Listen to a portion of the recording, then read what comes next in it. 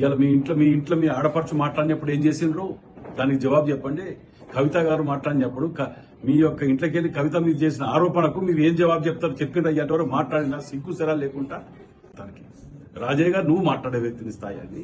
ఇలా నువ్వు చేసి రేవంత్ రెడ్డి గారు తుపాకీ ముఖ్యమంత్రి గారు తుపాకులు దాని మీద అదని దానికి అందరూ మద్దతు ఇవ్వాలి వీళ్ళకి ఇట్లా మాట్లాడినందుకు అని చెప్పి అంటున్నారు.